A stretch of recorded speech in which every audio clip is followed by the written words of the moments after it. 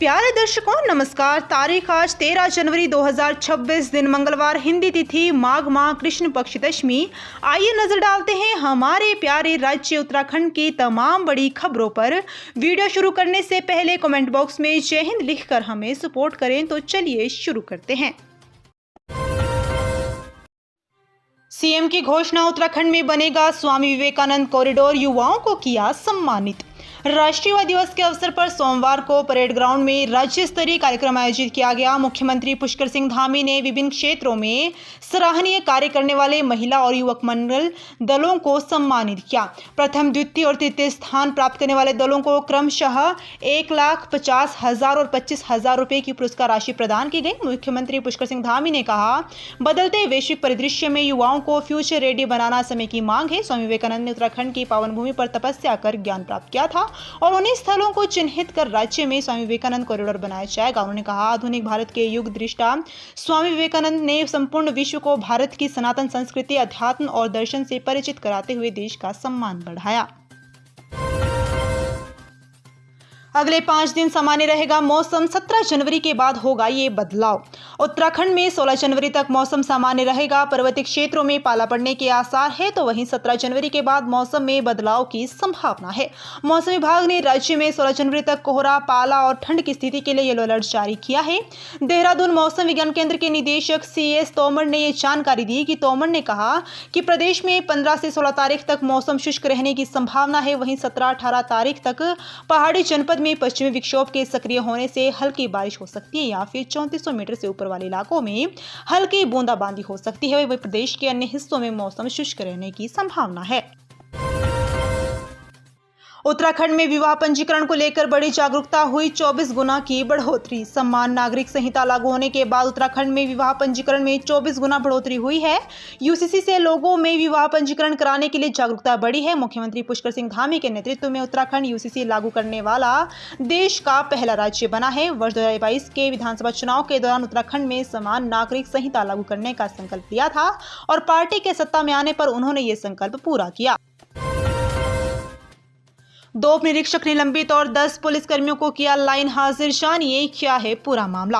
उत्तराखंड में उधम सिंह नगर जिला के किसान की आत्महत्या और वरिष्ठ पुलिस अधीक्षक मणिकांत मिश्रा समेत अन्य पुलिसकर्मियों पर लगे गंभीर आरोप के बाद पुलिस महकमा तुरंत हरकत में आ गया और SSP ने ITI थाना के साथ ही पेगा चौकी पुलिस के खिलाफ कार्रवाई करते हुए मंगलवार को 2 उप निरीक्षकों को निलंबित कर दिया है, जबकि 10 अन्य पुलिसकर्मियों को लाइन हाजिर किया है। उधम सिंह नगर जिला के पेगा निवासी किसान सुखवंत सिंह ने सोमवार को नैनीताल से लौटते वक्त काठगोदाम थाना के अंतर्गत गोलापार में बेहद कड़ा कदम उठाते हुए एक होटल में गोली मारकर आत्महत्या कर ली थी। आत्महत्या से पहले सुखवंत ने एक वीडियो बनाकर उसके साथ जमीन खरीदने के नाम पर 4 करोड़ की धोखाधड़ी का आरोप लगाया। उसने वीडियो में धोखाधड़ी करने वालों के नाम भी उजागर किए हैं। यही नहीं, उधम सिंह नगर के SSP मिश्रा और ITI और पेगा चौकी के पुलिसकर्मियों पर स्पष्ट तौर पर बेहद गंभीर आरोप लगाए हैं। प्रदेश में भी 5 साल से कम उम्र के बच्चों की नहीं होगी KYC, मां बाप हो रहे थे परेशान। उत्तराखंड में भी राशन कार्ड धारक को अब 5 साल से कम उम्र के बच्चों की KYC नहीं करानी होगी। भारत सरकार की गाइडलाइन में अब इन बच्चों को अगले 1 साल तक KYC से छूट दी गई है। इस निर्णय के बाद करीब 4 लाख राशन कार्ड धारकों को राहत मिलेगी। हालांकि उनको 5 से 6 साल के बीच बायोमेट्रिक अपडेट कराकर KYC करानी होगी। दून में करीब 3.75 लाख राशन कार्ड जारी किए हैं। इनमें राष्ट्रीय खाद्य योजना के तहत 2.19 लाख राशन कार्ड, अंत्योदय योजना के तहत 15,131 और राज्य खाद्य योजना के तहत 1.41 लाख राशन कार्ड। इसमें 14.73 लाख कुल यूनिट है। भारत सरकार के निर्देश पर इन यूनिटों का सत्यापन चल रहा है।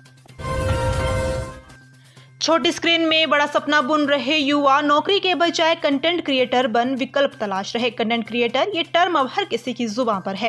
खासकर युवाओं को अपने फॉलोअर्स, लाइक्स और वायरल कंटेंट की बात करते देखा होगा। ऐसे में युवा कंटेंट क्रिएटर बन आत्मनिर्भरता का सपना देख रहे हैं।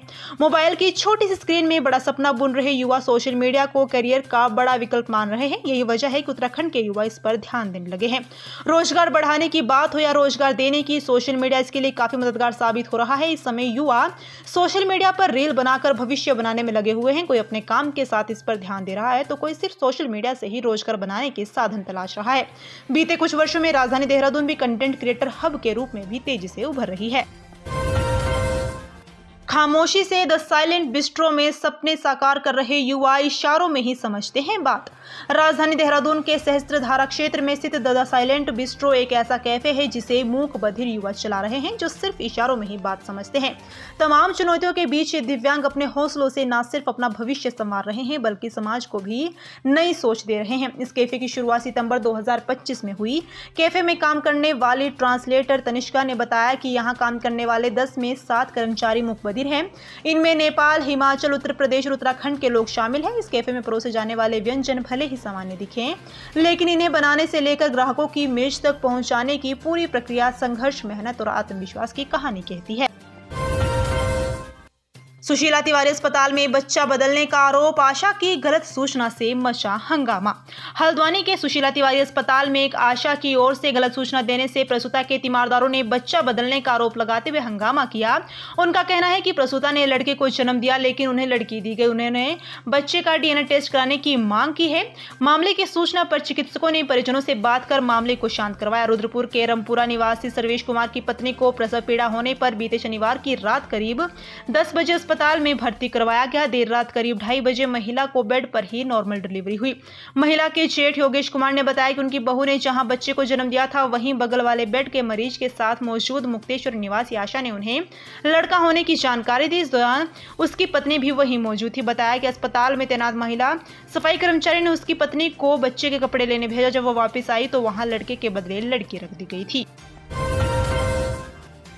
इन 20 गांवों में भूमि के क्रय विक्रय पर लगी रोक। उत्तराखंड के चंपावत जिला प्रशासन ने राष्ट्रीय राजमार्ग 125 के चौड़ीकरण को देखते हुए टनकपुर के 20 गांवों में भूमि के क्रय विक्रय पर तत्काल प्रभाव से रोक लगा दी है। जिलाधिकारी मनीष कुमार ने सोमवार को बताया कि भारतीय राष्ट्रीय राजमार्ग प्राधिकरण द्वारा NH 125 के सितारगंज से टनकपुर अनुभाग के बीच 4 लेन चौड़ीकरण का कार्य प्रस्तावित है। इस महत्वपूर्ण परियोजना के लिए शीघ्र ही भूमि अधिग्रहण की प्रक्रिया प्रारंभ की जानी है। परियोजना के दृष्टिगत चंपावत जिला के पूर्णागिरी क्षेत्र के 20 गांव में भूमि के क्रय विक्रय, रजिस्ट्री, बेनामा तथा भूमि के प्रकृति परिवर्तन पर तत्काल प्रभाव से रोक लगा दी गई है।